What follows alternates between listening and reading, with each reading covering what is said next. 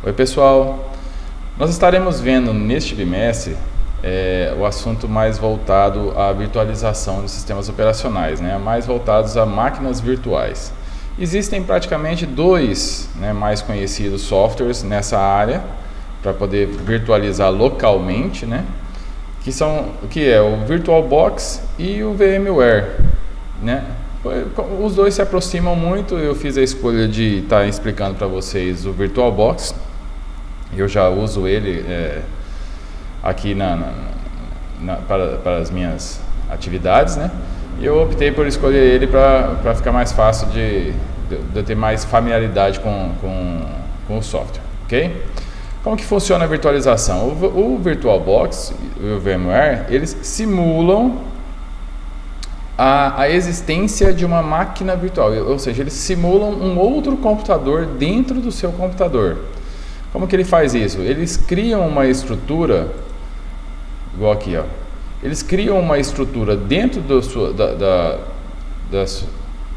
seu HD, vamos dizer assim, dentro das suas pastas, e onde ele separa em um dos arquivos, vai ser o tipo HD mesmo, lá do seu armazenamento da sua máquina virtual, e o outro arquivo vai ser a configuração da sua máquina virtual, tá? Então, quando você seleciona, eu não vou entrar em muitos detalhes do VirtualBox, eu só vou dizer para vocês o seguinte: depois que vocês fazem a instalação do VirtualBox, vocês não precisam fazer mais nada, a não ser, em algum dos casos, reiniciar o host. Quem é o host? No meu caso, o meu host é o Windows 10, que está por trás disso daqui, tá? Então, o meu host não é a máquina virtual. Então, durante os vídeos eu vou falar host, máquina virtual, vocês vão entender então que host é a parte de fora, É o sistema operacional que já tem instalado. E aqui dentro do nosso VirtualBox, a única coisa que vocês vão precisar fazer é acrescentar uma nova máquina virtual, tá? Então, eu vou estar passando algumas, não vou passar todas, tá? Vou passar alguns detalhes básicos da criação de uma máquina virtual. Nosso objetivo na aula é fazer a instalação de um sistema Linux, tá? Eu optei por pegar o Linux porque é o sistema mais fácil de vocês baixarem e não exige muito para que faça ele funcionar dentro do seu VirtualBox ou dentro do seu VMware, ok? Então, para vocês criarem uma máquina virtual, vocês vêm aqui em novo, tá? Vocês vão dar um nome para a sua máquina virtual. Eu vou escrever aqui, por exemplo, Linux 3, ok? O local onde ele vai ser salvo, a máquina virtual. Não precisa mexer em mais nada aqui, ele já está Linux ali, ó, tá? Mas se fosse um Windows, por exemplo, vocês iam escolher Windows, ok? Se fosse algo voltado para o Android, alguma coisa assim, vocês podem estar escolhendo. Eu vou tentar fazer um vídeo sobre a instalação de um sistema Android também. Pode deixar essa versão, a última versão de 64, não tem problema, isso aqui não vai interferir. Se você escolher até outra versão aqui, não tem problema também, ele vai funcionar, ok? Vai para o próximo. Quando você está criando a máquina virtual, pelo menos o básico você tem que selecionar, que é a quantidade de processadores, o seu HD, a quantidade de memória que você vai utilizar e qual sistema operacional você vai estar colocando nele. E essas são as informações básicas para você poder estar startando a tua máquina virtual. Então, aqui para computadores que não tem muita memória, professor, só tem 2 GB de memória, não tem problema, você pode colocar ali 512 MB de memória na tua máquina virtual para você poder fazer o teste, tá? Pode botar 512 ali.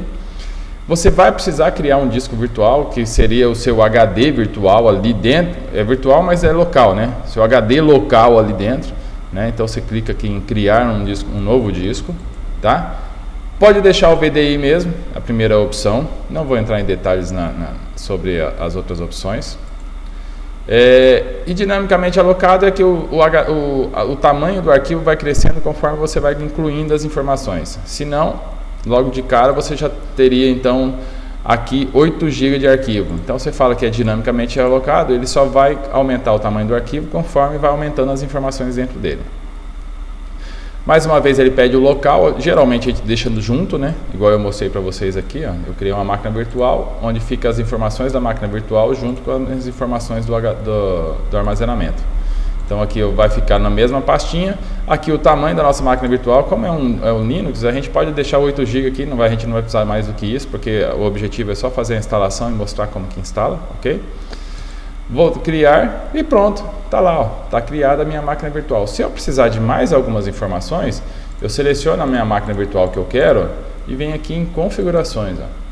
Aí aqui eu posso estar pegando mais informações detalhadas sobre a minha máquina virtual, tá? O local onde ela está, se eu quiser aumentar a minha memória, é aqui que eu vou estar aumentando, né? Lembrando que, apesar de ser uma máquina virtual, ele faz uso do seu hardware físico. Então, se você falar que eu quero ter 16 GB de memória, ele vai usar os 16 GB de memória. Consequentemente, o seu host vai acabar ficando lento, porque ele vai estar destinando bastante uso da memória para essa máquina virtual que você vai estar startando. Então, você coloca ali uma quantidade de memórias que não vai atrapalhar o teu host, tá? Olha só, nessa abinha aqui você também pode escolher disquete, se você quiser simular a inclusão de um disquete. É muito necessário você deixar esse disco ótico, eu vou mostrar por quê. E o disco rígido é aquele HD que a gente criou lá, tá?